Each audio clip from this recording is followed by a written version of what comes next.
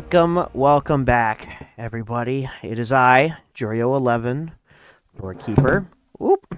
And me, Salem. It is a wonderful evening for us to be reading about my one and only Empress. Yes. Welcome to the Destiny Lore Emissary Logs podcast, and today we will be obviously discussing, as my friend here Salem has so eloquently put. We are going to be discussing Caiatl's Ascendancy. Now, before we get started, I want to mention that everyone, this is just all information that I was allowed to be given. So anything else that is given to me in the future, I don't know what to tell you. We'll probably briefly mention that another time. Right. And this is all the information that we gather here today is to just pretty much tell everybody about the history, the world, the science, the culture of this universe that we all inhabit. So, anyways, let us get to the meat and potatoes of this episode, which is obviously the Princess Imperial, the heir apparent, her royal tuskiness. Her royal tuskiness. I like that one. I heard a couple of Barrent call her that, and I was like, that's funny. I like that. Anyways, yeah, we are talking today about Caiatl. So, who is Empress Caiatl? Who is she? Empress Caiatl is a warrior, a woman who came and burned out of the ashes that she was given. Empress Caiatl, I would kindly say, is one of the greatest rulers we've had in a very long time in the Cabal Empire Ascendancy. She definitely rewritten the mistakes of her father, and she has helped so much. So for those who don't know, who is Caiatl's father? The Emperor Callus, disgraced, exiled, and disciple. According to the lore, or what has been conveyed, Caiatl was initially named for the brightest star in the solar system in which Torobatl, the home planet or home city, sometimes it talks about Torobatl as a planet, and other times as a city. I think maybe they're just like, there's the planet Torobatl and then the city Torobatl on the planet Torobatl. But anyways, brightest star in the solar system of Torobatl. It was named Caiatl. And, if you guys are hive experts, which I have to do my own research on them, because that's what I'm supposed to do. It stems from the hive word Ayat. It is shown that even the Cabal have known about the hive for a very long time. Their myths, their slang, I guess, is that the right word? Slang? So, Ayat is a loan word from the hive language. Think of it like the Cabal stumbled across civilizations, or the remains of civilizations that the hive had already wrecked and destroyed. Mm-hmm. And through passing down the word itself from Ayat, which in hive nomenclature translates roughly to, it is the way that it is, and it can't be anything else. It has to be that way specifically. Caiatl, the name, has its own meaning, semi-stemming from the word Ayat. It just basically means it does not always go as it needs to go. Correct. And it's certainly interesting how influential the hive were on the system, including the Cabal themselves, and even Caiatl's own name, as it were. But nevertheless, that's what she was named after. And from what we can tell through both the memories of Caiatl and other transcripts from the time, her childhood was certainly It was living wise, it was privileged. Emotionally wise, it wasn't the greatest. The term that I can think of for it is a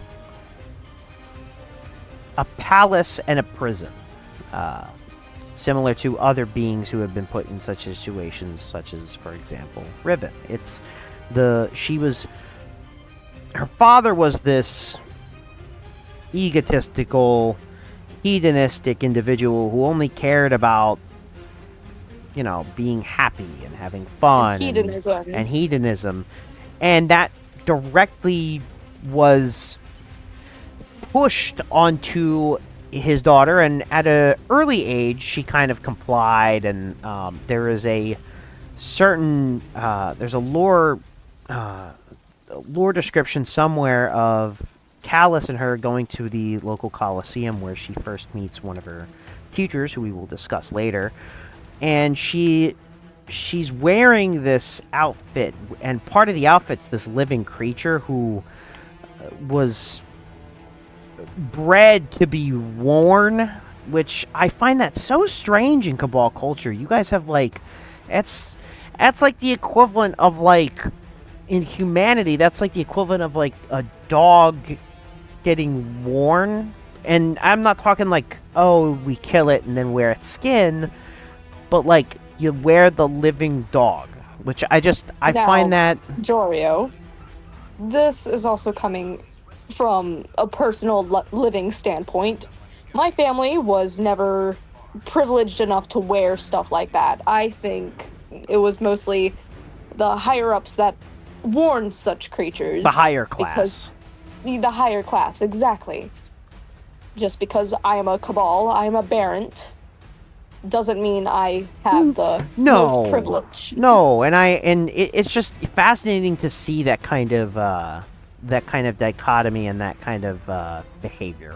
Anyways, according to the same lore tab, she was less interested, and by she was, I mean Caiatl was less interested in how she appeared, and certainly more interested in the fighting of the gladiatorial pit, specifically of one individual by the name of Gaul. And we will very quickly discuss her relationship with Gaul and her relationship with another important influential figure in her life. But we're going to go back to her childhood and talk about more of the instances very quickly of how her childhood was relatively rough, all things considered.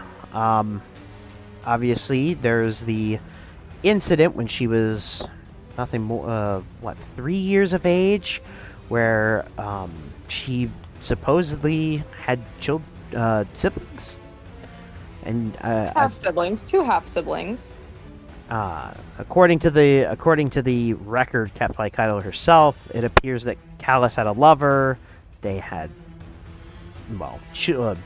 children, but they were not exactly ready yet. Think of it like a pregnancy, but a little bit different. Cabal anatomy is certainly something that I'm sure we can discuss at a later date, but half siblings that were rejected by Callus himself, which further cemented her.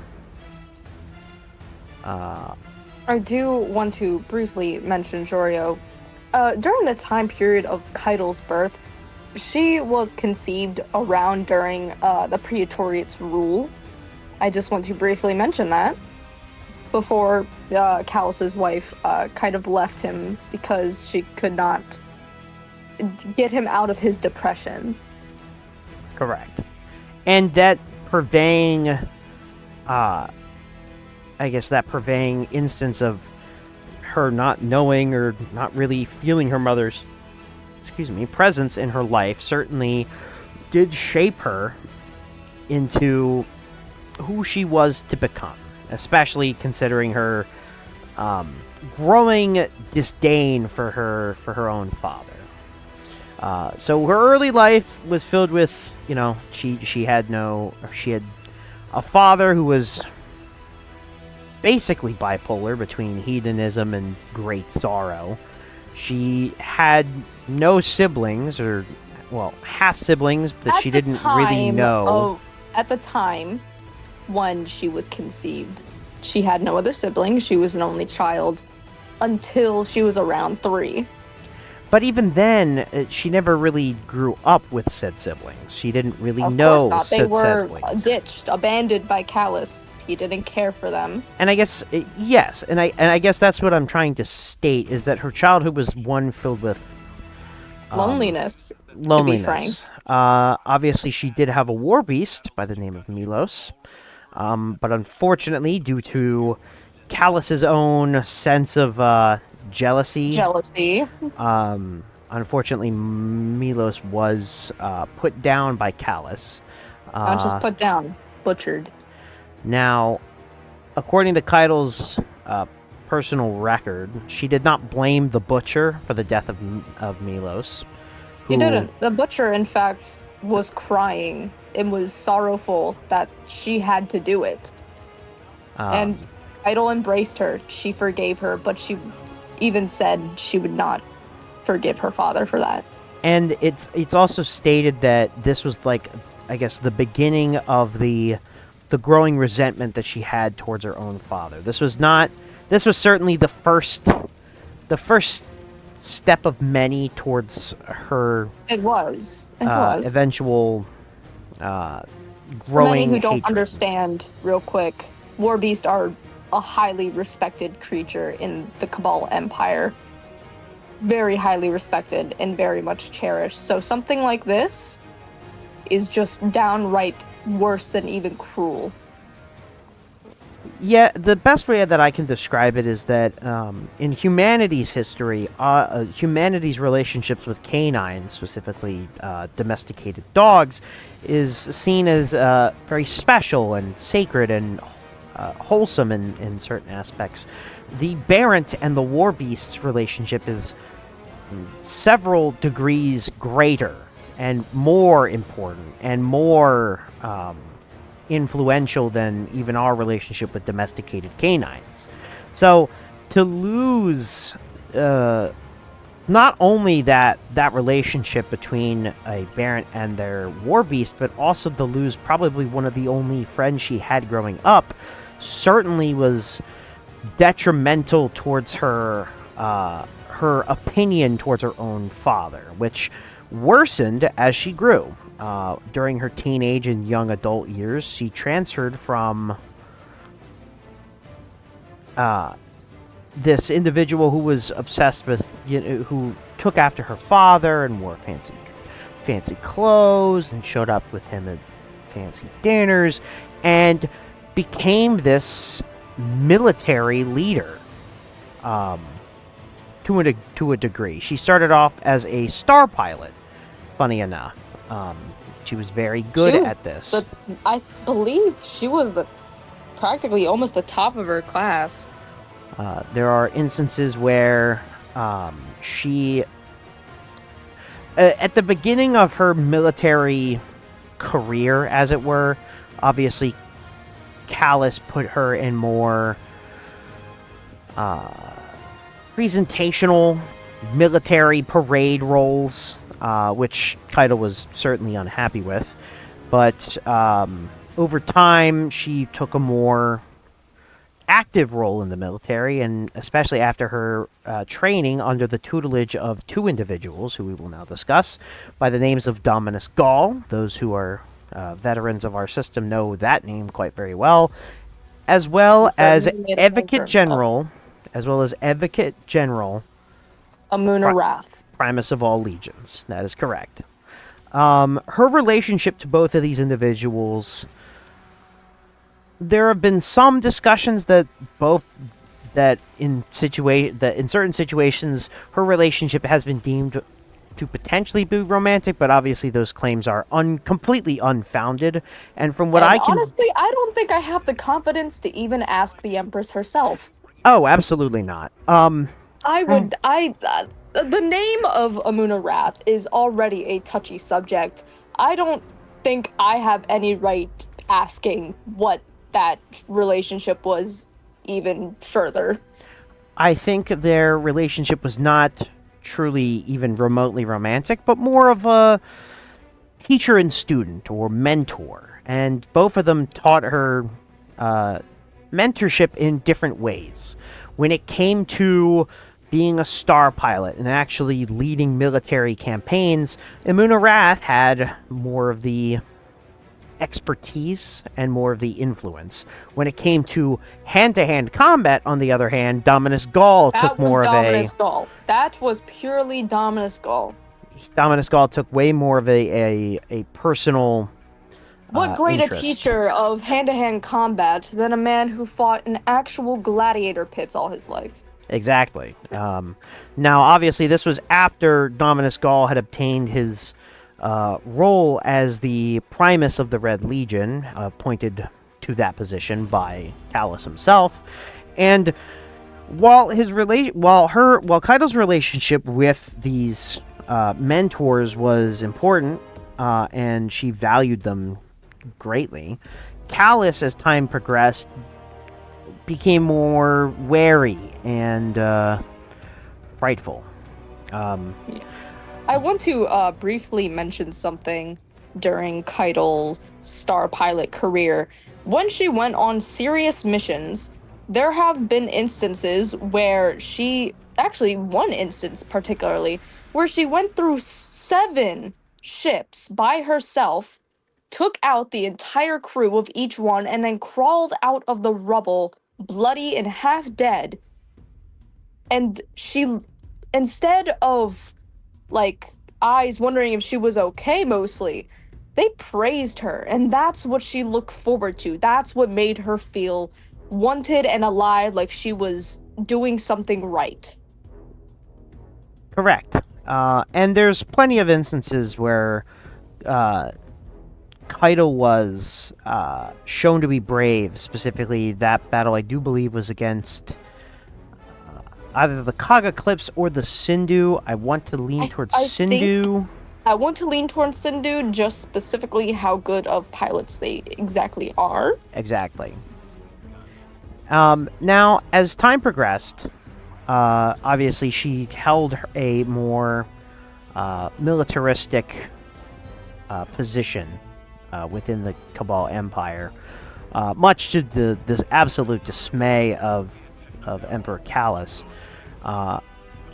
And as time progressed, Emuna Rath really instilled in her that there were threats outside of the system, outside of the fringes of the Cabal Empire that were encroaching on them, which was certainly very interesting. There's a good entry from one of the lore books that was introduced, called the Empress Lore Book, and this entry is known as Star Pilot. I will read it currently verbatim to kind of instill both the sense of what Emuna Rath was trying to teach and instill upon Caiatl, as well as their relationship as teacher and student. So, here is how it reads. In a war chamber built by her father's scion mind sculptors, Caiatl piloted a fighter through a strange world. It twisted and turned on itself to create strange, rotting landforms all around her. She passed mountains that sprouted weeping tumors and saw fields crusted over with scabrous tissue. The exhilaration of flight made her eyes sharp. The familiarity of the controls kept her hands steady. She was so much better here than any of her father's tedious lessons. Awake. Alive. Emuna Rath's voice rumbled in her ear like a surfacing land whale. For those who don't know, the Leviathan ship that Callus rode upon was based off of a Torobatl land whale. Obviously, and they are giant. Yeah, they are pretty big. Certainly not as big as the Leviathan ship itself. That is currently a scaled-up version. The whales themselves did kind of cause a few casualties within our cities, just because they will literally consume anything that's in front of them. Oh, I have absolutely no doubt if the records are to be, believed. But, anyways, heading back to the entry. Amunarath's voice rumbled in her ear like a surfacing land whale. Imagine all of Torobatl as the putrid grave swamps of Ark, she said. Centuries sunk in muck, a testament to someone else's conquest. For those who don't know, Ark was a swampy world, the population of which was made extinct by the Hive. The Cabal would later find the planet. They wouldn't necessarily. It's unclear whether they conquered it or not, but they certainly have been there and were able to take scans of the planet itself. I'm not sure. I definitely wasn't alive during that time. Exactly, and from what I can tell, or at least what this lore entry is speaking about, is a simulated version of Ark. Anyways, back to the narration. Caiatl narrowed her eyes at had her ship's heads-up display as a corrupted flame suddenly burned a hole into the sky itself, straight ahead.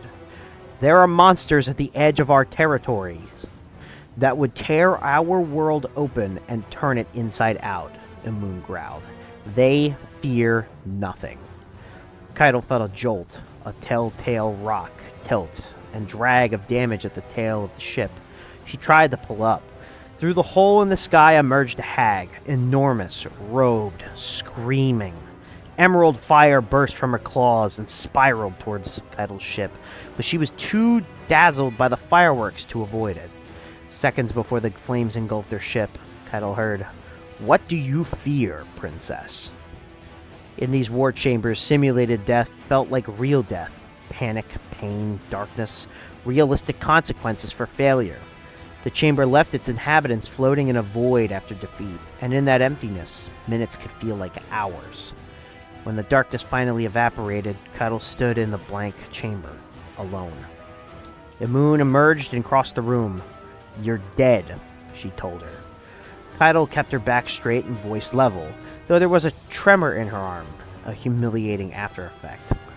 "Yes." "You were distracted," Emun said. "I saw you, looking around like you were on a sightseeing flight." She made a dismissive gesture with her left hand. "Weaned and coddled on too many stories." "I won't fail again," Caiatl said. "Wrong," said Amunarath.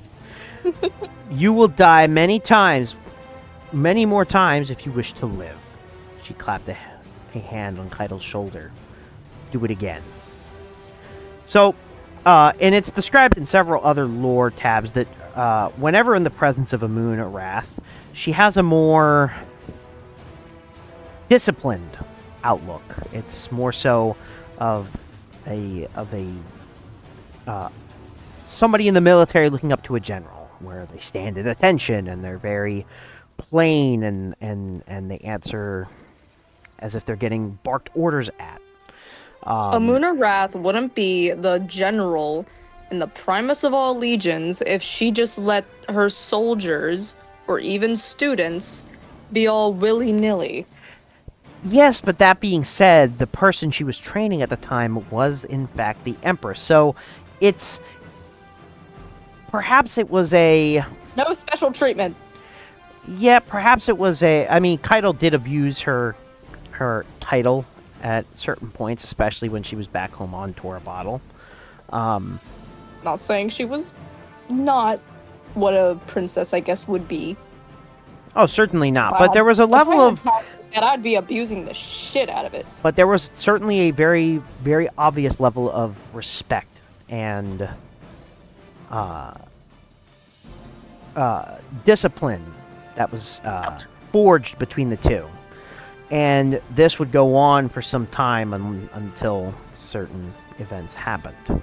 Now, the next major event, obviously, in her life after her childhood and her early military career, was her involvement in the Midnight Coup. She was one of the co-conspirators of the coup. Once again, it will be getting its own episode, and we discussed it briefly in Callus's own episode, but we'll retread old topics here real quick. The Midnight Coup was orchestrated by various members of Calus's inner circle, ranging from political advisors, military leaders, a tea merchant, and they all came to the conclusion that due to Calus's hedonism that he had to be removed. Now, at a certain point, Caiatl, I should say, I was gonna go on a different way of saying that, but Caiatl was privy to information due to the Oxa machine, which had combined their minds together for all the members of the Midnight Coup to discuss the events of the Midnight Coup itself. Excuse me. And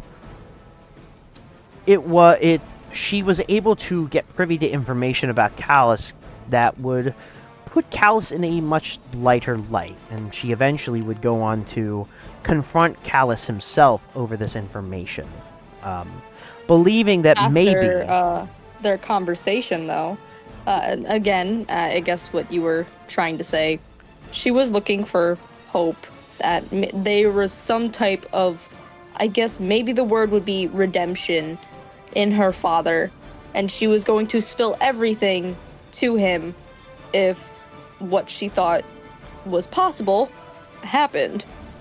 But Calus being Calus, that's not what happened. Unfortunately, after this confrontation, Caiatl had cemented her opinion of her father. There's nothing more than a weak yet hedonistic ruler of an empire that he probably did not deserve to be running. So, at the end of the day, she went forth with the Midnight Coup. Now, it is described through Calus's perspective that he went to, after certain events were happening, he went to his throne room to fetch his imperial trinket, which we did discuss in the Fall of the Rise of Calus episode. But Caiatl kept it from him, so he couldn't use it to help himself. She didn't just do that. I would think, from my records, she destroyed it. Potentially, I would not be shocked. Crushed it in her own hands. Now,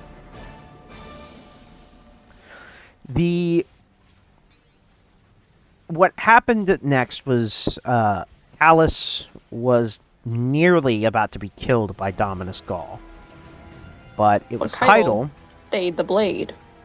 Convinced him to stay the blade. She didn't want her father to die. It was probably twofold. On one hand, obviously the familial tie between the two, but on the second hand, also political reasons.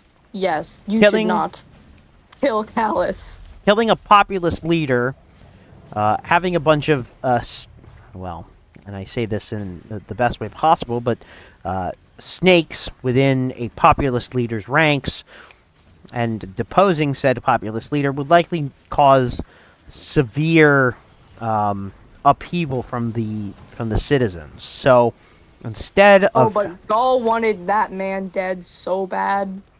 Oh yeah, not everybody agreed, but it was ultimately Caiatl's decision that spared Calus's life, and also saved the Empire for a little bit, because if Calus had died, the Empire might have fallen to severe rioting, insurrection, civil unrest. Very much. But, fun little trivia, Guardians. Even after Calus's exile, Empress Caiatl didn't automatically get the title Empress. Not initially, no. The de facto leader after Calus's immediate removal became Gaul, who was gifted the title Dominus. Caiatl, on the other hand, was not granted the Empress title, but was instead known as the Princess Imperial for the foreseeable future.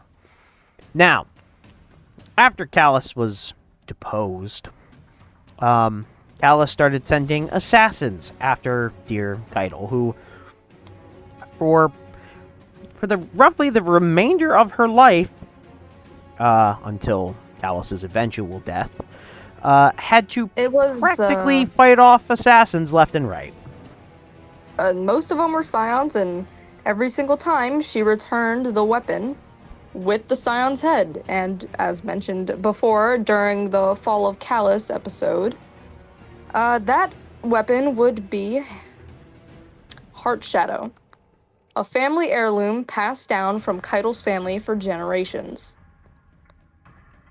Which, to a certain expect, it's poetic or symbolic. It was actually an original. It was actually Caiatl's one of Callus's gifts to Caiatl. Correct.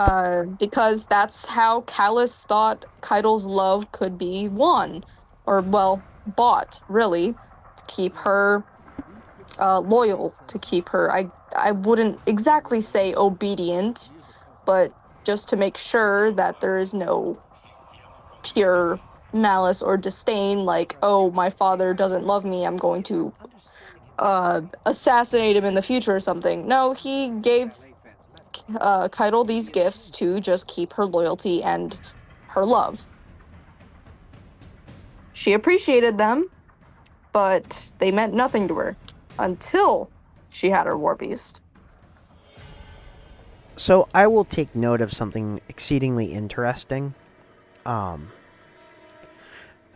The tradition of Heart Shadow being passed down to Caiatl, and the tradition, and I'll say that in quotations, of her Callus sending assassins after her with Heart Shadow and her sending back the Broken Blade to later be reformed, is symbolic of Caiatl as a person who, if there was one word I could use to describe Caiatl, outside of obviously Empress and Leader, it would be tradition.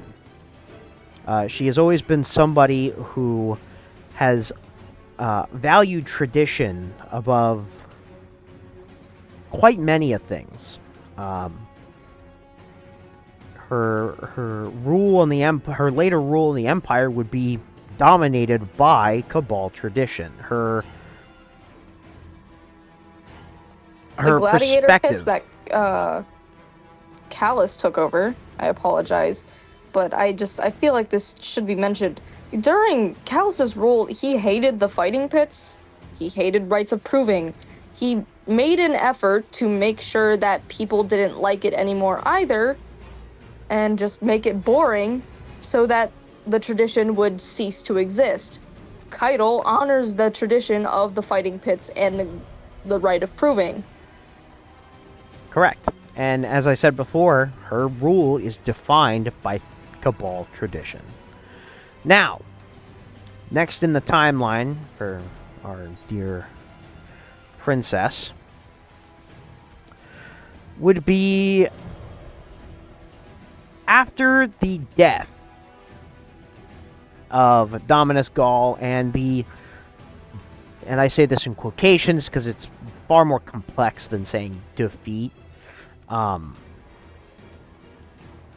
The stifling, I should say. The death of Gaul and the stifling of Callus in the Sol system would mark the beginning of her rule, technical rule, even though she still would not claim the title of Empress. She lamented a lot on both her father and even Gaul's rule after time had passed. And after her rise, she would attempt to persuade as many of the Cabal in our system, in the Sol system, to her side as possible. Though, obviously, the remaining... Not many Red Legion soldiers wanted to continue the fighting. Many stayed on their ship, and many just wanted to be lost. Many did not want to be found. It was an exceedingly hard fought, or hard time convincing those in the solar system, because the two major Cabal factions in the solar system at that time that were not the old scouting legions that had all been destroyed, whereas the Red Legion, who were broken both physically Excuse me, and... Dario. Ponyo kind of got out again. I'm gonna let you take it from here until I return. All right, excellent. I will do that. Anyways, let us go back to what I was discussing. So, here is what I was going to say. I apologize. For those who don't know, Ponyo is our dear Scribe Salem's pet war beast. So, very nice. Anyways, it was really hard to persuade the Red Legion, who were all but broken both physically and psychologically, and the Loyalists, who were still loyal to her own father. Certain events happened, including the thievery of the Fourth Horseman exotic. But other than that, her operations were kept secret and minimal. The next major event that happened for Caiatl, the one that we are going to be discussing probably the most in-depth due to its personal involvement with Caiatl herself, is the Fall of Torobatl. And we will go over... And we will... welcome back, welcome back. I'm sorry, you can... I don't think the audience quite heard that, but she is back. She is I have returned, everyone. That little rascal. So, as I was about to say, we are now going to go over the major event in Caiatl's rule and her life, I would even go as far as to say. The Fall of Torobatl. Torobatl. So let us start, and we will be reading these next transcripts directly from the Empress lore book. We're skipping a couple entries, but we're going to read these entries one after another.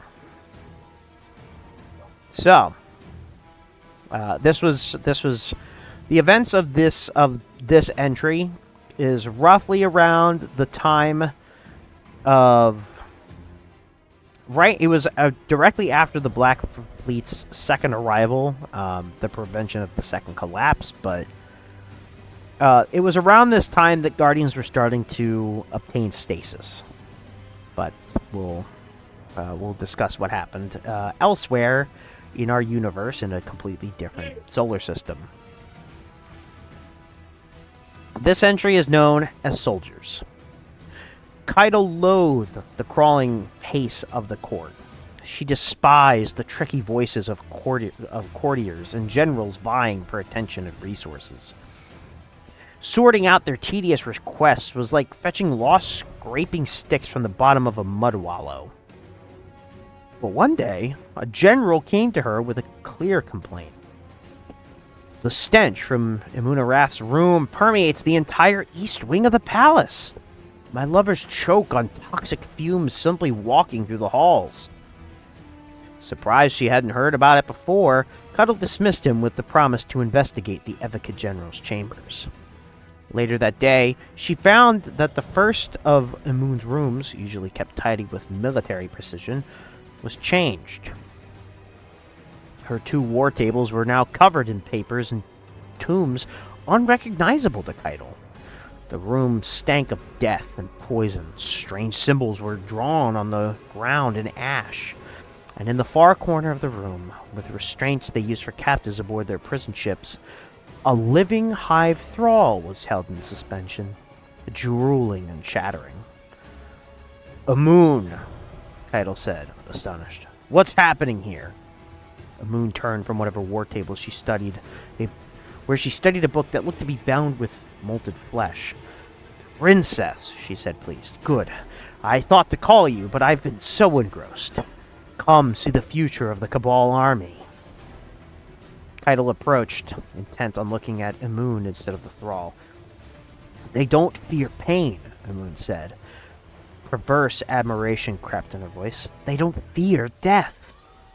Soldiers who do not know pain or fear are useless, Caiatl said, eyeing the Advocate General. It is the knowledge of death and the will to defy it that together breed bravery. You taught me that. We must move beyond them, Amun muttered, watching excuse me, watching the thrall tilt its grotesque face in response to their voices. With each swing of the sword, the universe grows smaller, Caiatl, the competition fiercer. If we don't learn a new way, we will be cut down with the rest. Her voice went quiet.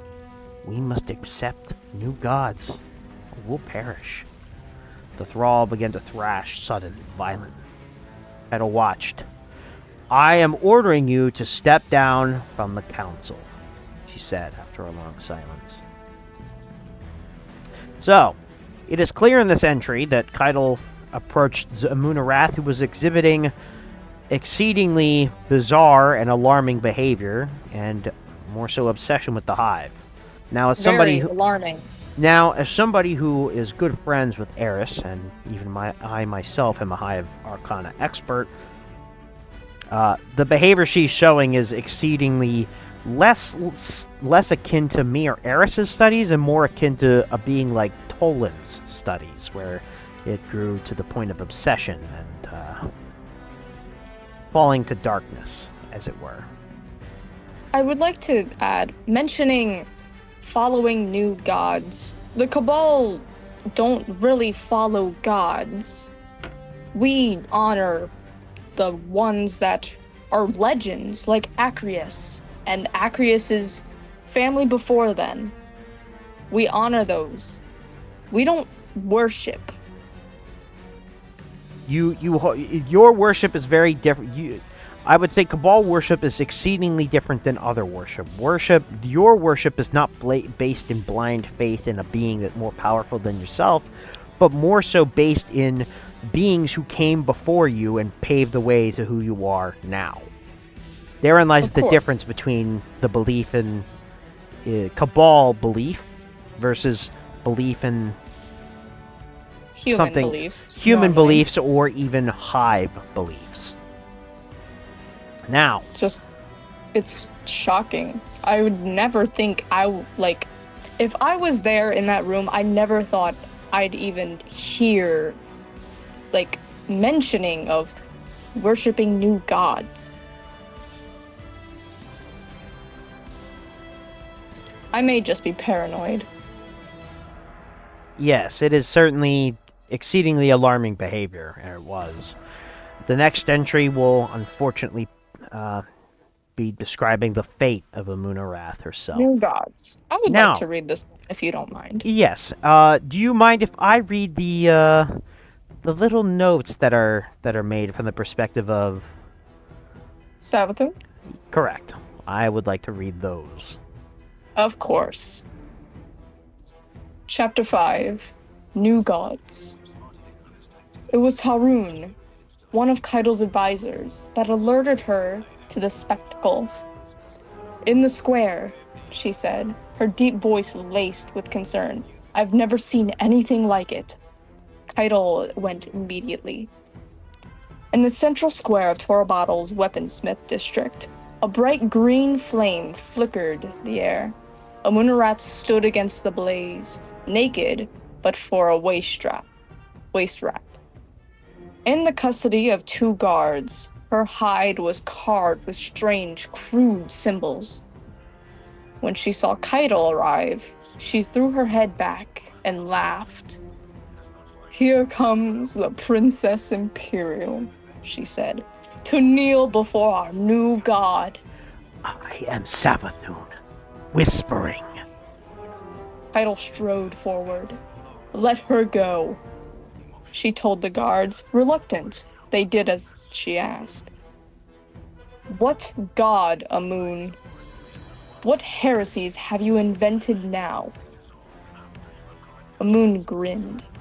The god of war, she said, and the earth trembled beneath them. But the god of war has planted her armies elsewhere. It is her sister, smiling, that has taken the ear of the war child Amun-Arath. Caiatl stood before Amun, in the flickering green light of the fire. Your obsession is weakness, she said, and a threat to our prosperity. You can't You can't stop it now. Amun lilted? Lilted. Breathless with delight. Xivu Arath, hear me. Caiatl didn't break her stare. I have no choice but to. Amun chuckled, raised her hands. They glowed. The fire behind her burned higher and chattered like rattling bones. The war is all there is, she said. As the chattering reached a fevered pitch, Caiatl made a decision. With the lightning-quick reflexes Amun had taught her, she unsheathed the ceremonial sword at her side and ran it through Amun's middle. Amun laughed. You are war, and I conjure you with war and blood. She laughed and laughed and laughed until her mouth began to ooze, until Caiatl, disgusted, pushed her off the sword with her foot. The body tumbled back into the green blaze. A gift from my favorite sister. As the fire consumed the corpse, a gargantuan portal. Gargantuan portal. I'm sorry. Gargantuan means massive. Gargantuan, I can't. It's okay, Salem. It's okay. It's perhaps they don't have that word on Torobatl. I'm illiterate. It is okay. Portal opened in the sky. So, unfortunately, it appears that Amun Arath is obviously dead, but more importantly, she became a sacrificial icon towards the summoning of none other than the Hive God of War, Xivu Arath. Now, I will let you read the next entry, known as Battle Song. I'd love to. And then I will also take the voice of the other Hive God. This time, not Savathun, who's whispers and all... whispers and trickery, but the other one. The booming one. Anyways, go ahead. The one that haunts our Torobatl. Go ahead. Smoke rose from the city of Torobatl. The sky was dark with tomb ships and threshers. Strange, spindly towers had sprouted from the ground, infecting the streets and alleyways Caiatl had known so well, rendering the landscape alien. So, before we continue, I'd like to mention those strange, spindly towers are... I do believe those are... I think... what are those? Cryptoglyphs? Cryptoliths? I forget the name, but they're the ones that summon the Wrathborn, which is a... what is described as a strange hive disease that turns those who are infected into... angry, warlike, ravenous slaves to the will of Xivu Arath. So, nice to know that those cryptoglyphs, what are they? What are those called? Cryptoliths. That's what they are called. There we go. Now we're finding our lore. Cryptoliths. Cryptoglyph is the device that the Hive had on the moon. Their names are so similar. I apologize. But these cryptoliths, that's what was invading Torobatl, which certainly not a good sign. Anyways, please continue. Of course. Many of the creatures that poured from the tear in the sky had fallen to her missiles like any other enemy, but their numbers never seemed to dwindle. Their will never seemed to falter. Pinned to the wreckage of the crash, single-pilot fighter, Caiatl caught her breath as gel leaked from her suit. She remembered Amun's words. They don't fear pain. They don't fear death. She wondered how she could have let this happen. How could she have been the one to open that door? Because even as she cursed Amun for starting this, Caiatl was the one who had finished it. It didn't matter that she'd done it unwillingly and unknowingly. That responsibility was still on her shoulders. She cursed the moon and the vermin hive, but more than that, she cursed herself. She was responsible for the destruction of their home. A voice as loud as thunder spoke to her, deafening. My home is war. My voice is a battle song. For as long as you have worshipped war, you have worshipped me. I am here to claim my tribute. It is overdue.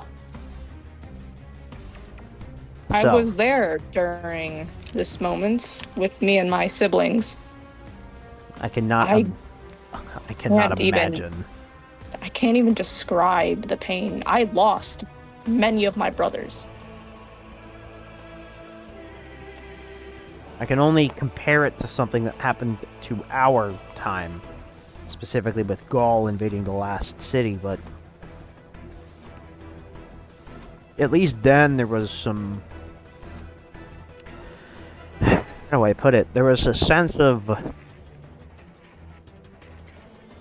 It was like more so a military occupation. This just seems more like slaughter. This isn't just slaughter. It's a genocide.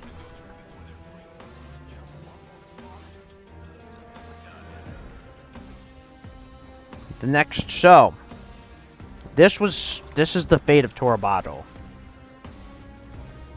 The Hive God of War's evil wrath was practically summoned to the planet, and unfortunately her Wrathborn and her forces were able to take over the planet.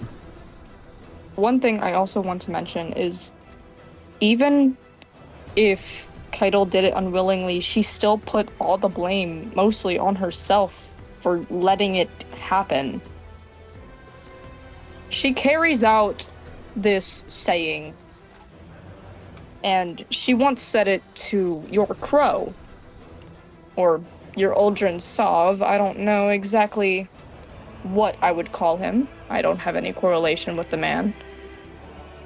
But the Hive have made a great debt. And not only that, is that responsibility.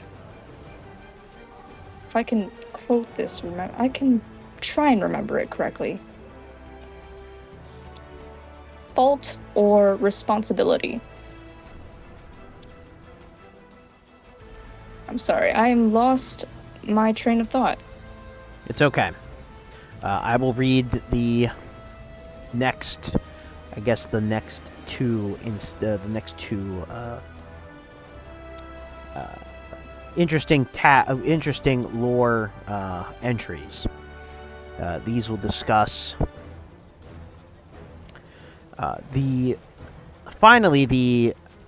while Caiatl was technically still the leader at this point, it was at this moment that she finally embraces her title. This entry is called Coronation. I never understood why she never accepted the title until now. I guess she didn't. Well, Dominus Gaul was the leader for a de facto amount of time, but then didn't. But even after his death, she still didn't take that title yet. I guess she thought that maybe she didn't deserve the title of Empress just yet.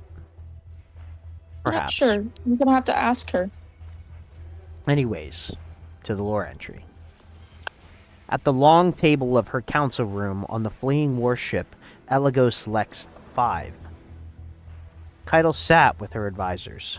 An ugly panic gripped them. Their war moons are too powerful, said Counselor Taurun. The tactical display, where the Hive ships and war moons floated like innumerable dust specks in space, flickered. They are not deterred by casualties, rumbled Cowharg. That is such a funny name. You Cabal. interesting Keep names. making fun of our names, Dario. See what happens. I find them rather interesting. Well, they are respectable. Thank you very much. Oh, of course, I didn't say You don't they were make nice. me. You don't see me going around making fun of your names like Shax Oh, or trust me, Raoul. humanity is no better. I just find naming interesting. Humanity, I'm not Yeah. saying humanity is any better. Interesting. Yeah. Have a good joke. Have a good laugh. All loss is acceptable loss to the hive. There were murmurs of assent across the table.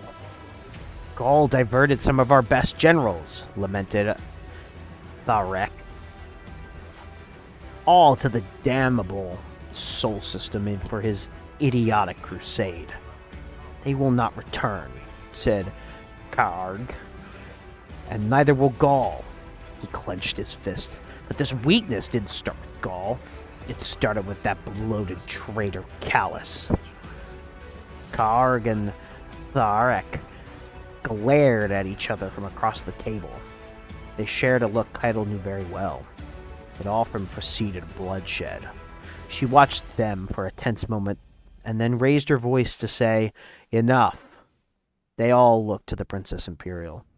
"My father was infatuated with the myth of his own benevolence," Caiatl said. "He gorged himself and his people on stories of what the Empire could be, and took half measures to make it so. But he never succeeded. He never wished to succeed. I am not my father."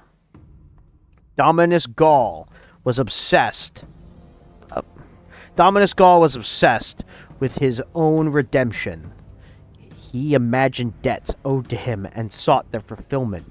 He used the Red Legion as a tool to secure himself and his legacy. He saw the Empire as one more thing he was owed. I am not Dominus Gaul. And Munarath misled me. Misled us all. Our people are not meant to flee our battles. But neither are we Hive, throwing ourselves on the blade again and again. There is strength in tactical retreat. She studied the worried faces of her counselors and felt shame for their weakness, but responsibility as well. We'll direct all our surviving ships to the Sol system to reclaim whatever remains of the Legion. This is my first order as Empress of the Cabal. The next day, as they fled their homeworld, a coronation was held upon the Eligos Lex 5, royal flagship of Empress Caiatl, leader of the Cabal. I would like to mention this real quick. For no one, really, who pays attention to our tradition, retreat is shameful. Very shameful. Didn't When you we are guys... sent out on missions, we cannot come home until it is succeeded. I thought... Even then, if a battle enters into our home or system, we will not retreat. This call would be seen as shameful, but I think it was what was for the best, or billions more, or we would ourselves would go extinct. In Barent dialect, if I'm not correct, there is no word for retreat. Exactly. Or in original Barent dialect. Exactly. Thus describes how retreat was so foreign to them. Anyways, the next entry is known as Empress, and I'm sure those among us who were part of the fleet fleeing Torobatl remember this message that was broadcasted amongst the fleet. May I read this one? Go ahead.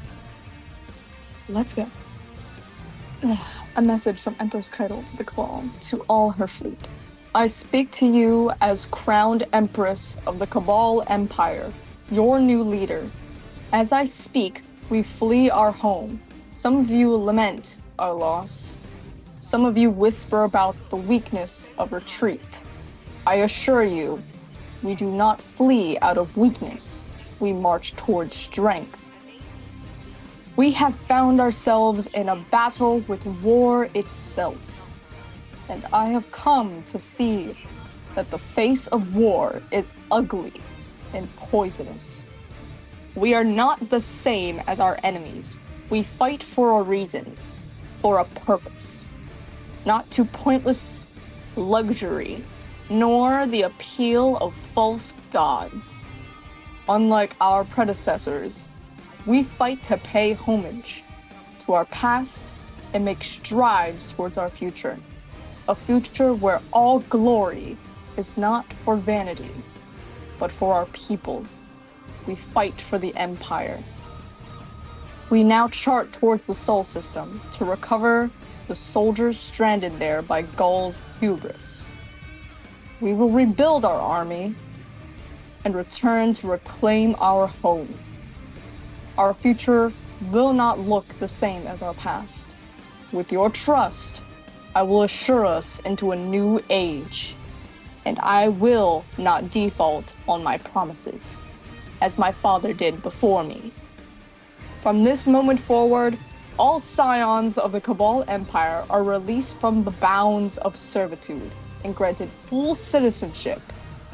You are free to remain or leave as you please. You will be granted reasonable supplies for your departure if you choose to go. If you stay, I must warn you, the battle ahead will be long and arduous. Arduous. My apologies. Many of us will fight, bleed, and die to preserve our collective freedoms. But together, we will build an army where warriors fight not for themselves or for their grasping leaders, but for each other. There will be no mercy for false gods. The Cabal Empire will rise from this challenge victorious, united. We will draw from our past to give strength to our future as one Cabal. It was at this moment that Caiatl had decided to truly unite her people. She freed the scions still remaining under the Cabal, and she established herself as a somewhat reluctant and somewhat different leader, but one who had much conviction and strength that was yet to be shown.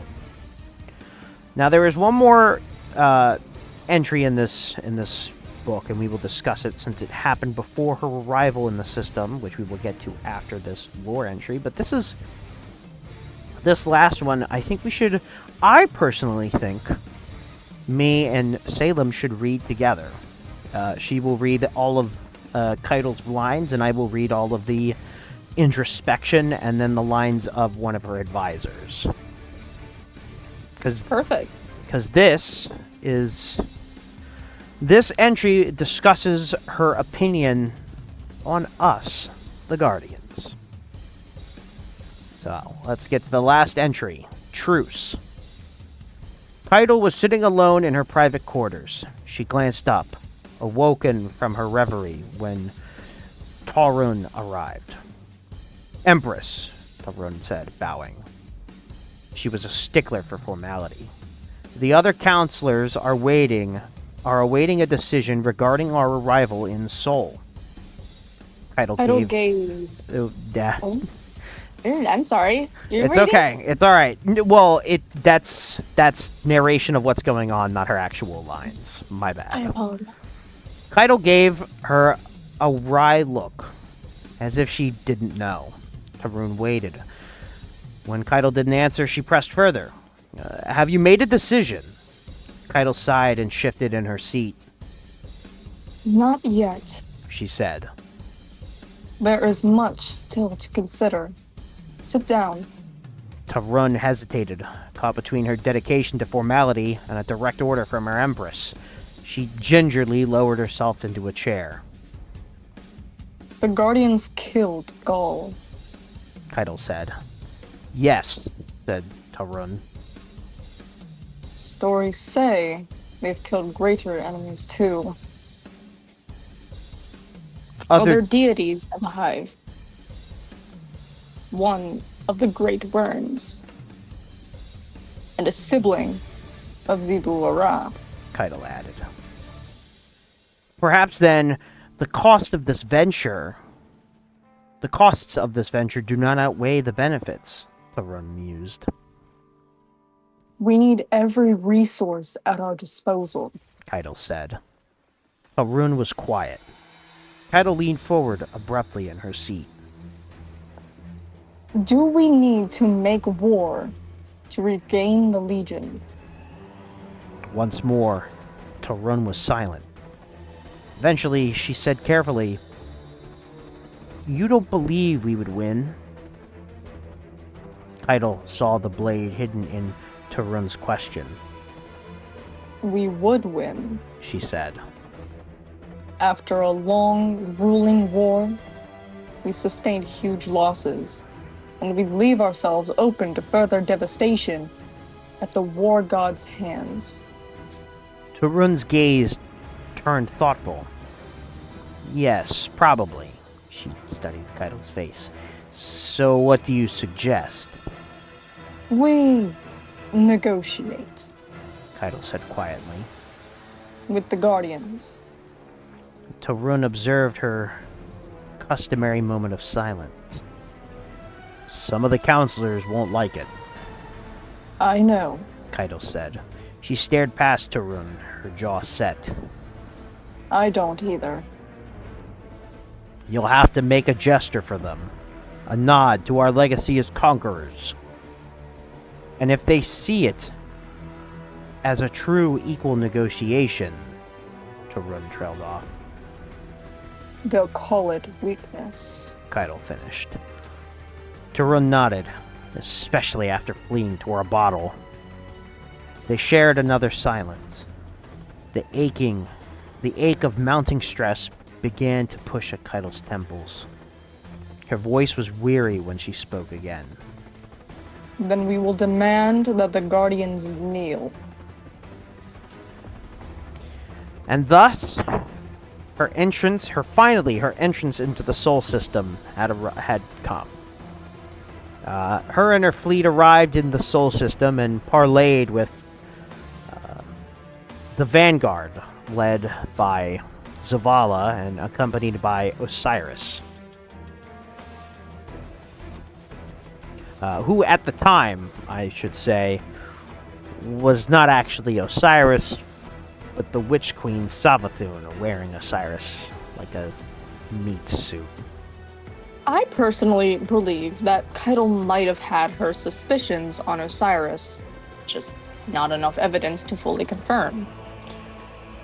I would not be shocked. I mean, quite a many people figured that Osiris's recent behavior at the time was considered strange. I think if anybody knew outside of Caiatl and maybe the awoken monarch, Marasav, I think the person who probably would have picked up on his change would have been Osiris's partner, Saint 14. Anyways, when she arrived in the system, she called on the Guardians to kneel and to join her cabal in the fight against the Hive. And obviously, the Guardians, not really just bowing down to anybody, declined. And instead met her and her legion, her imperial cabal on the battlefield. Various members of both her imperial cabal and remnants of the Red Legion took place in rites of proving, which are gladiatorial battles, each of which ended in the Guardians' favor. This obviously would cause a giant blow to Caiatl's forces, and eventually, one final rite of proving was demanded between Caiatl herself and Commander Zavala, who each presented forth their champions.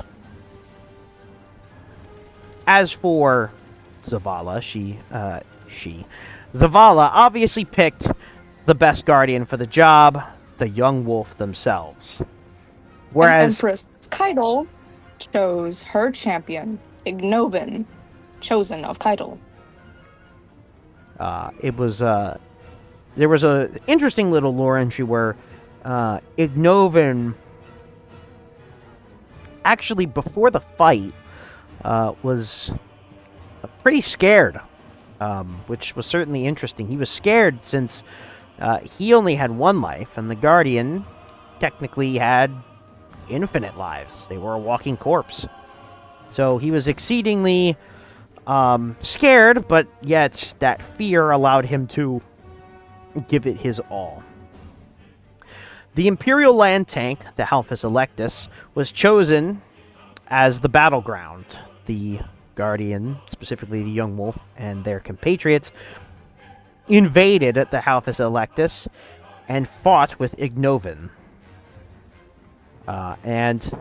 Obviously, the Guardian, the Young Wolf, won the battle, and Caiatl was forced into a treaty, which was something that Cabal didn't really have too much expertise on, since the Cabal didn't really make treaties or...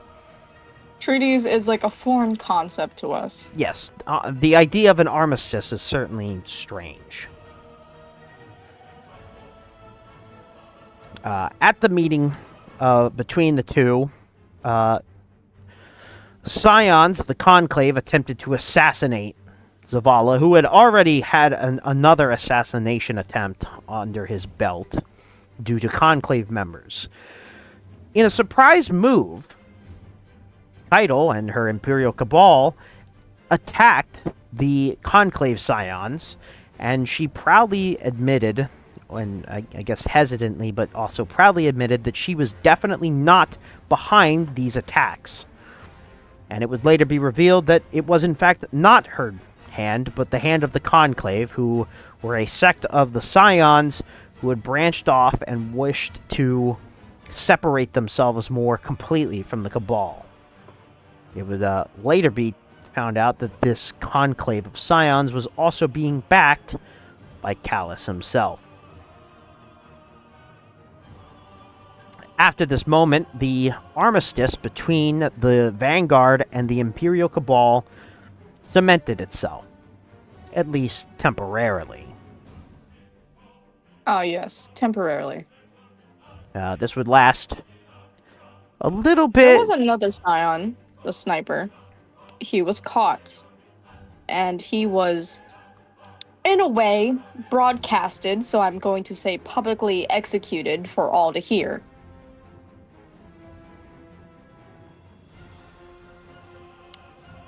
It's, I'm not surprised. This is certainly something that Caiatl would do, but I wouldn't say it was necessarily wrong. It was done to be made an example of the Conclave, who wished to basically cause more disruption between the Vanguard and the Imperial Cabal.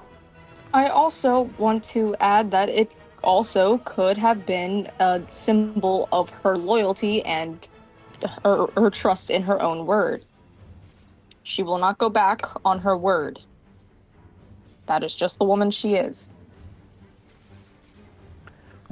The next major event that she would not really take place in, but certainly have her own input in, would be the event known as the Endless Night, which was a Vex anomaly that affected the last city just a couple weeks, if not months, after the armistice was forged. During this time, Lakshmi II of the Future War Cult was stirring discontent amongst the last city, and specifically targeting the Vanguard and their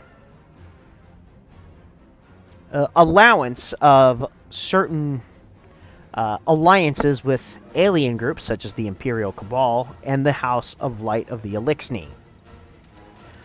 Caiatl advised Zavala on her own thoughts on the issue, more so pertaining to him, and by him I mean Zavala, having to deal with inner conflict between somebody who was clearly stirring up trouble, not necessarily due to dogma or pragmaticism, but more so for an eye for political power. And that she heavily advised for Zavala to take heed. And obviously, as time progressed, they would not, which would cause Lakshmi II to send a Vex invasion of the last city, which would eventually be swiftly put down by the Young Wolf and their compatriots, as well as other members of the Vanguard, including Saint 14, the Crow, Ikora Ray, Amanda Holiday, but surprisingly not Osiris, who shortly after this event would be revealed to be Savathun, which is the next notable instance. During the disappearance or the reclamation of the Techians that were lost due to interference by Zebul Wrath and events like the Taken War, Caiatl took a interesting perspective on the events pertaining to the Dreaming City and Savathun hiding within the city itself. There was a very, very funny lore entry that I could. Well, I'm not going to read it. I can keep it pretty decently brief from my memory. So, a Cabal came in with a Scion. The Scion had the knowledge of Caiatl's question. So, the Cabal went over to Zavala with the Scion. The Scion showed Zavala Caiatl's plan. And basically, it was a yes or no question. Basically, Caiatl was asking if she could bomb the Dreaming City. Zavala said no. And then the Cabal said, "Is that your final answer?" He said yes. So, afterwards, the Cabal shot the Scion. He didn't know what the question was. All he needed was to know the answer. Yes, it was certainly interesting how, after the events of the Conclave's attempted assassination, the steps that Caiatl would go towards to ensuring that plans of hers and even the safety of Zavala, who went on this little rendezvous practically by himself, was made sure that everything went over about as safely and smoothly and secretly as humanly possible.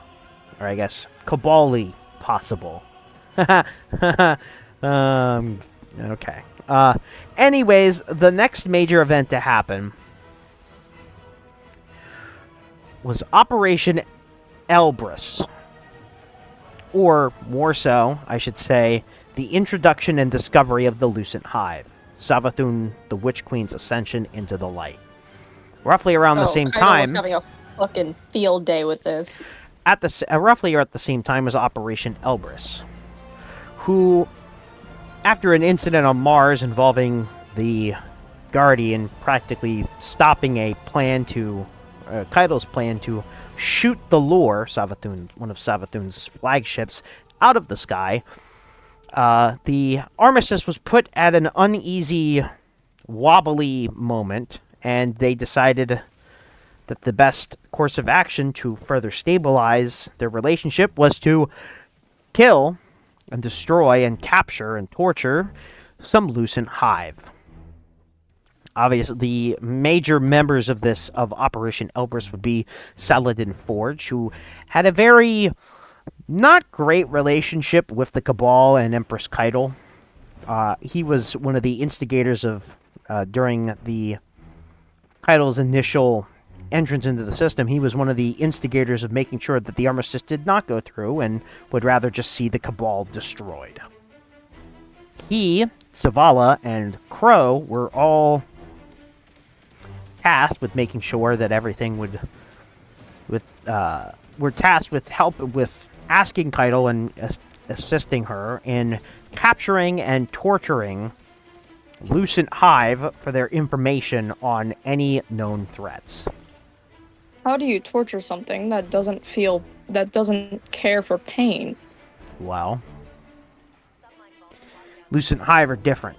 And they used scions, specifically scions who entered the mindscape of said Lucent Hive to pertain information. During this time, I was recovering, so I wasn't too informed about this. Yes, it was certainly, from the perspective of certain scholars, it could be deemed as unethical, specifically to torture other beings. And certainly Crow held this belief as well, but Saladin Forge and Zavala held and Caiatl to the same extent, held the idea that it was a necessary evil that needed to be done in order to get the information required. It was discovered at this time via the capturing and torturing of certain light bearers that they were stealing, that the Lucent Hive were stealing light from missing guardians and storing this light in a structure. And this structure, this device, was being constructed in order to bring Savathun's throne world to manifest this throne world into the physical world. Obviously, the Guardian, that one, the young wolf, and their compatriots were able to effectively stop this from occurring. Specifically, after a deployment on Luna at the Scarlet Keep, Crow inadvertently killed one of the scions, who was an Optus and an actual personal friend of Caiatl herself, who, after discovering... Killing a personal friend is probably worse than killing an average soldier. Oh, yeah. And this Optus was a good friend and quite the military... how do I put this? Not leader, because they weren't. I don't think they were necessarily advisor. Leader. Advisor and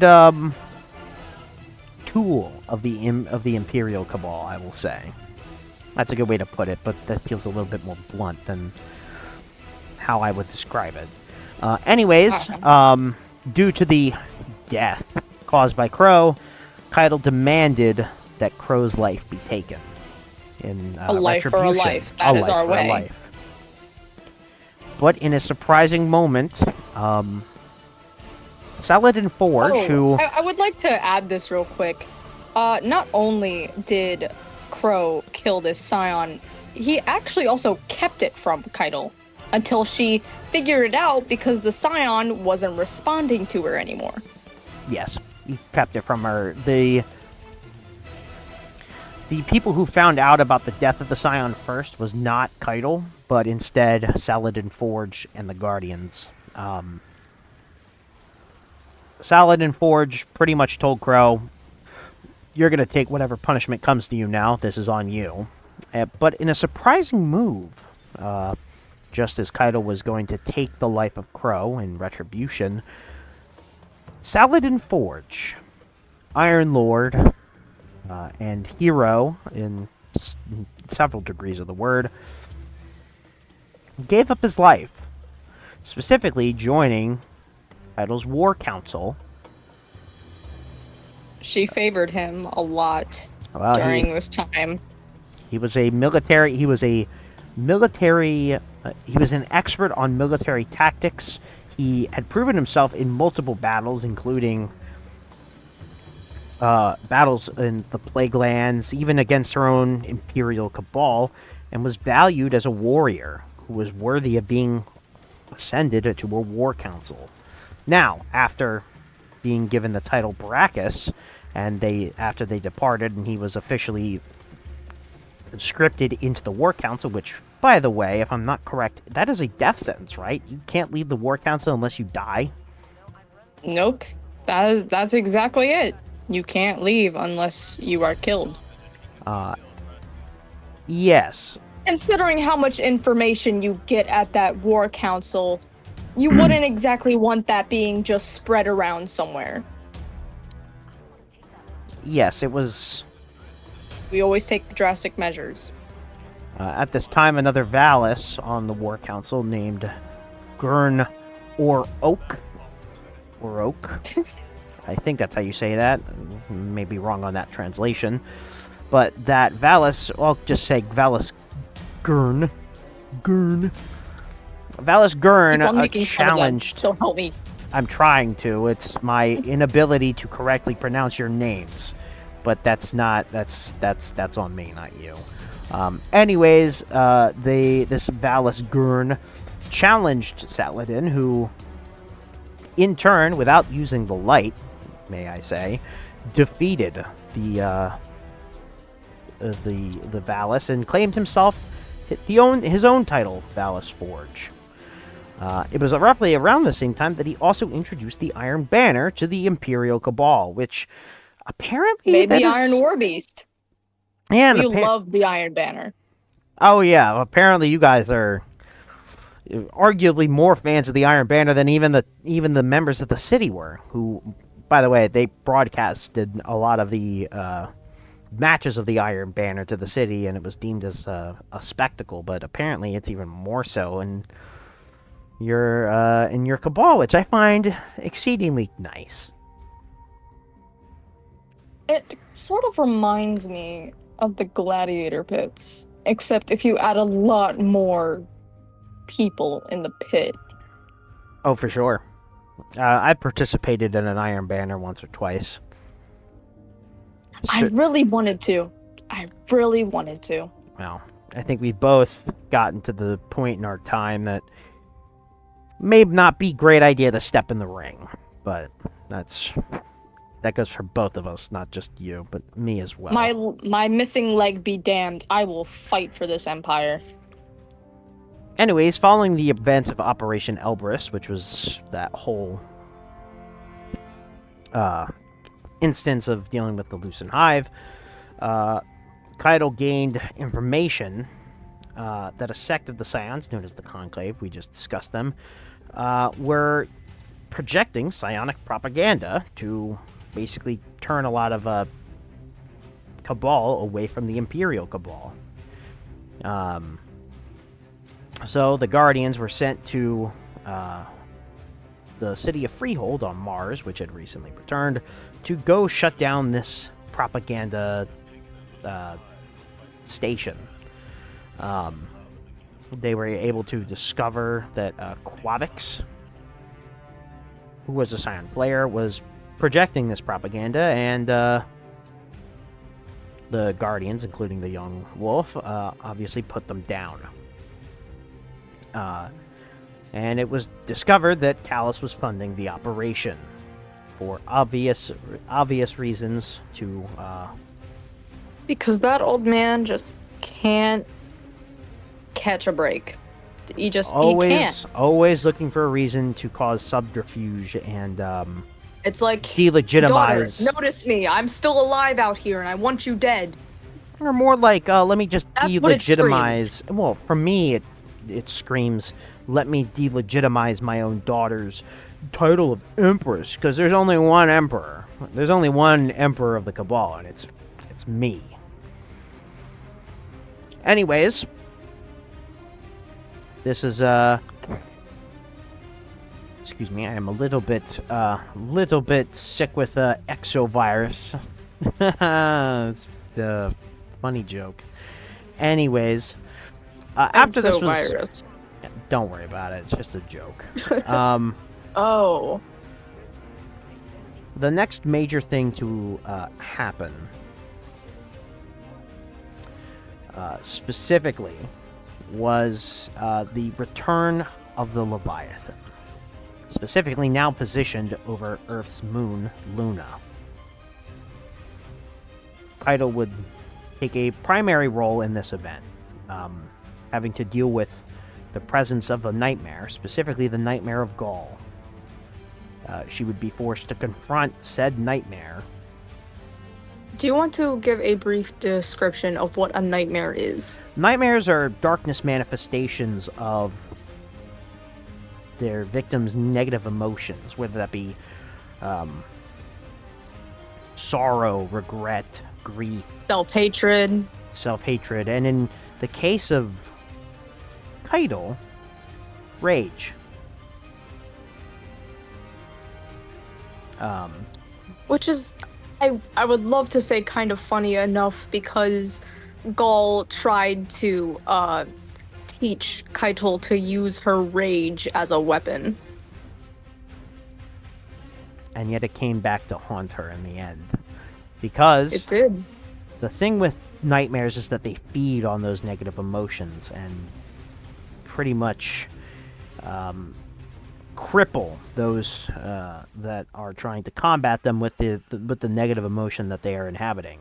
In the case of Gaul and Caiatl, Gaul was feeding off of Caiatl's rage and crippling her with said rage. Eventually, as time progressed, and Caiatl sought introspection, she was able to reface the nightmare of Gaul, and instead of facing it with rage, faced it with resolve. Talking to the nightmare and claiming that, her rule was now dominated not by rage and a rage against what had come before, but resolve into the future. Something that Gaul could never have done. And it was around this time, just a little side note, obviously these excursions into the Leviathan to fight the nightmares, one of the selected few members of the training forces that were there to help Caiatl reach the Nightmare of Gaul, one of which was an interesting higher up within the Cabal by the name of Loom. Don't even get me started on Loom. Yeah, this is one of the instances where we actually saw him. He will have his own episode at a later time with the Baron Imperium. But just note that he was there. He's been there for some time. Anyways, after confronting and cleansing the nightmare of Gaul and the other members who were also involved with it, that being Crow and Zavala, who had to face their own nightmares of both Uldren Sov and Saphia, who was Zavala's wife, they all went to the Chantry of the Darkest Hour to face Callus. Callus was obviously another, not so much a nightmare, but a force that Caiatl had to face once more. This was a very emotional moment, not only because she already had to deal with the emotional turmoil of her nightmare of Dominus Gaul, but also because this is a part where she still just hasn't given up on her father quite yet, but it was at its breaking point that she had to. Before we even saw Callus, she yelled towards the direction of this throne room and yelled, "Father, do you see me? Show yourself." And in the Chantry of the Darkest Hour, which is a section of the Lunar Pyramid, the group comprising of Eris Morn, Crow, Zavala, Young Wolf, and their compatriots, and Caiatl faced off against Callus and the nightmares of the Fanatic, Celtics, and Gaul, who, for the reference, the nightmare of the Fanatic and Celtics were associated with both Crow and Zavala, but they'll each be described at a later time, their personal involvement with those characters. Anyways, after each nightmare was defeated and cleansed, the Emperor tried to destroy the Guardian and the group with psionic projectiles, but Caiatl was able to help the Guardian fight them off and defeat Callus. Caiatl... Callus tried to speak with Caiatl one last time. At this time. One last time, but Caiatl cut him off. And it was at this moment that really cemented the end of their relationship as father and daughter. At this point, Caiatl was practically taking a break. This event had really... This event really kind of, from my perspective, really messed with her. And it would mess with anyone. Anybody. Both Zavala and Crow would also take back seats after this event. If I had to go through a nightmare of my own turmoil, and then I would be exhausted. And then on top of that, facing my own father, who for the longest time who directly and indirectly caused every negative thing to happen to me. I would be done. And it was also around this time that Callus also became the herald of the witness and a disciple, further cementing that wall between the two. Caiatl even stated that her father is gone. He has given himself over to the witness. Her father is dead.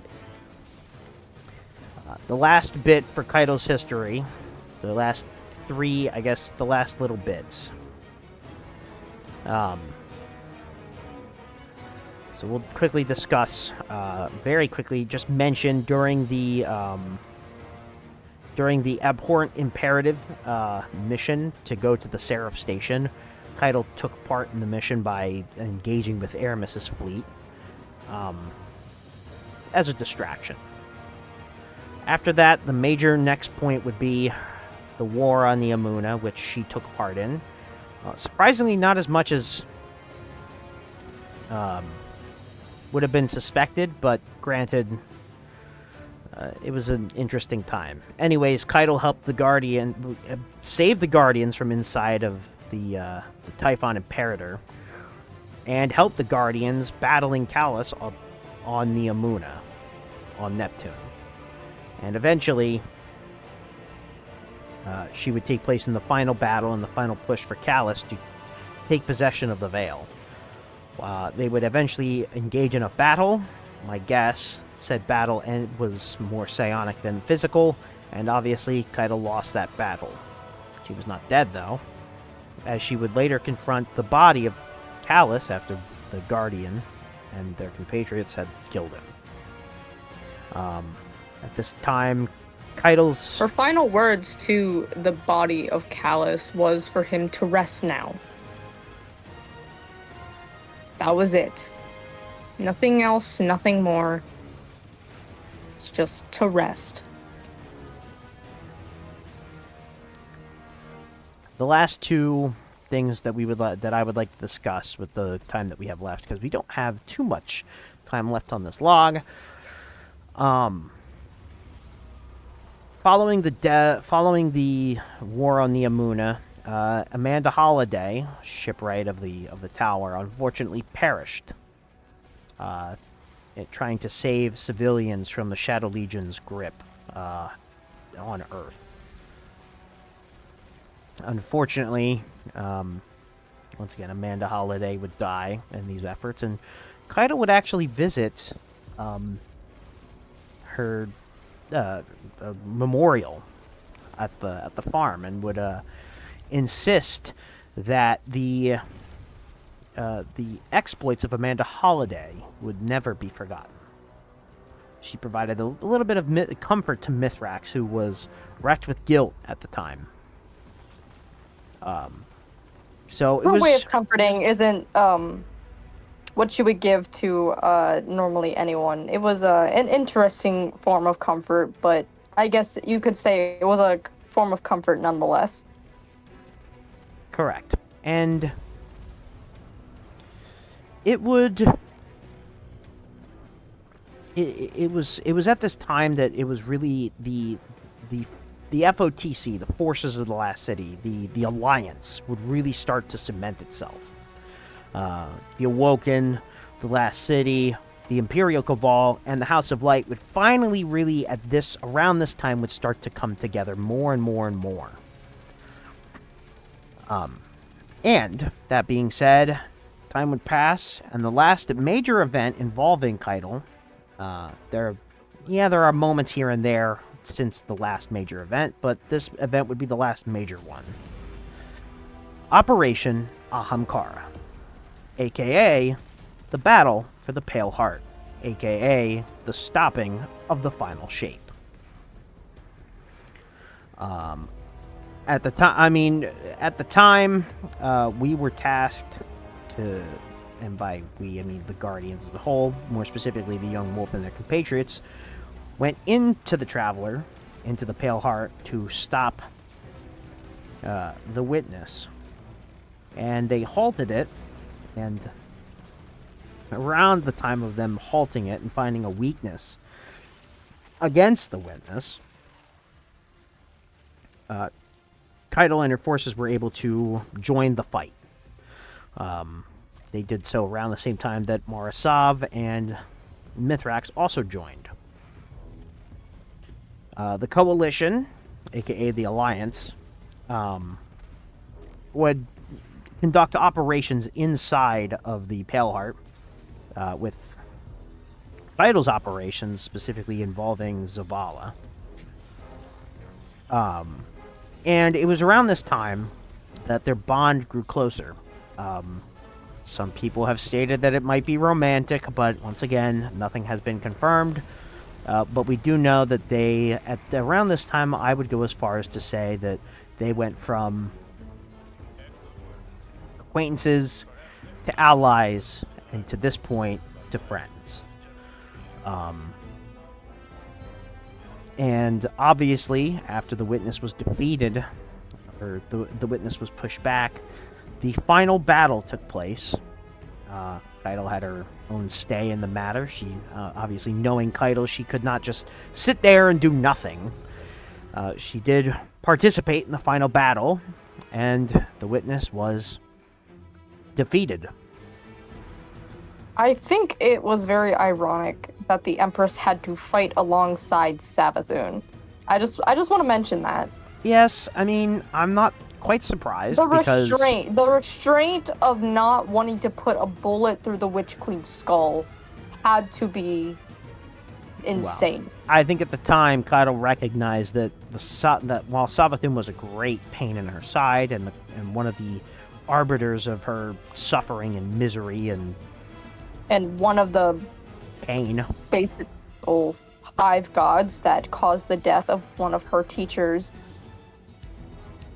took part, I guess you could say, into the manipulation of her teacher. Yes. Yeah, I would be livid. Granted, I think at the time, threat is important than the threat of whatever. The Witness enacting the final shape. The Witness's vision of the final shape was a far greater threat at that time than revenge. Correct. After the battle, the Last City would obviously rejoice. Caiatl herself would celebrate by practicing something that Zavala had actually taught her. Knitting. Which is certainly fun. Certainly very interesting that Caiatl would take up that tradition.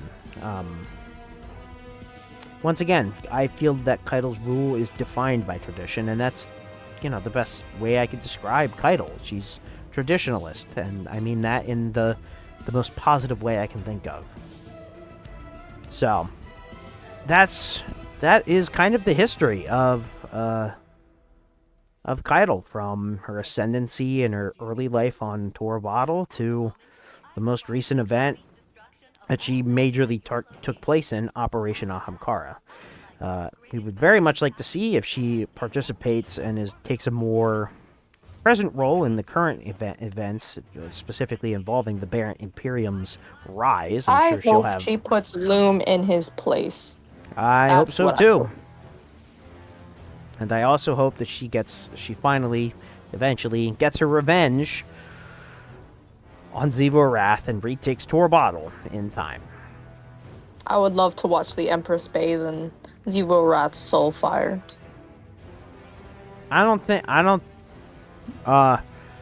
She might die if she would have bathed in her soul fire, because it's soul fire that burns. I meant it hypothetically. Yeah, metaphorically. But yes, I understand what you're saying. Metaphorically. But words are not there.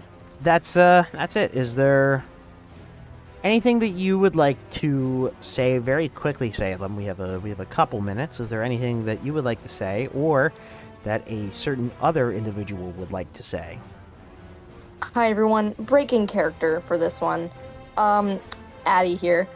Empress Caiatl, when I first started playing the game, was a very significant character in my personal life because of how much I personally related to her. I know, I guess somewhat know the feeling of losing so many people closest to you due to other people's actions and even your own. I even relate to her in a way when it comes to the relationship with my own father. My father tries to win my love with gifts, food, I guess anything, but doesn't actually take the time to know me personally. Doesn't really take the time to get to know the daughter that's growing up right in front of him. I sympathize with so many of her burdens because even I share so many regret and so much shame from my own past actions that sometimes I can't really forgive myself for, but I know I have to keep moving forward. Empress Caiatl is basically the character that raised me when being in the Destiny community. Not, considering I'm not trying to be mean to the community as a whole, I know there are some good souls on here, but many are mostly elitist and just do not want to help new players. Now, I didn't really know exactly what to do. I never really had an open audience at the time to really get any hope or experience. So the Cabal kind of just took me in a way. I loved them. Ever since I was 8 years old, I always enjoyed the sounds they made when I watched my older brother play Destiny 1. And I specifically remember the Siege Dancers. I thought they were lovely. But again, guys, we all have a connection to different characters. And honestly, this whole podcast wouldn't have started unless Caiatl in general was a character, because she is what got me into their culture, their lore, their history, and their relations with many other factions. Empress Caiatl is basically the one woman I can thank a lot of my personality to as well. But that's just me, personal experience with Caiatl and just how I feel about her. I love her to death, and if she wasn't around, I don't think I would have stayed in Destiny for a long time as I have. And shout out to Courtney Taylor, who is the voice actress for Caiatl. Shout out. I love amazing. Her work. For those who don't know, just a little fun fact, she also is the voice of Amanda Holiday. And also one of the Wonder Womans. I forgot which one or which movie or film or show, but it is stated that she has voiced at least one of the Wonder Womans and many other characters. So that'll be it for the episode. Very, very, very touching end to that. Very, very, very nice, and we love Empress Caiatl. I personally, I think she's a greatly written character who I think a lot of people, whenever they think of Destiny, well-written characters, they think like, oh, Kate Six and Oryx and they never barely ever mention Caiatl. And she's a great character. So, but yeah, so great. We love Caiatl. Anyways, that is going to be it for this episode of the podcast. We want to just thank everybody for tuning in and watching. If you want to watch the podcast at any other place, if you're watching this currently on YouTube, we are also on Spotify. If you are listening to this on Spotify, we're also on YouTube. The Destiny Lore Emissary Logs is where you can find us. As for individual social links, you can find me at addy.hr on TikTok. All my social medias from then on will be linked in my TikTok.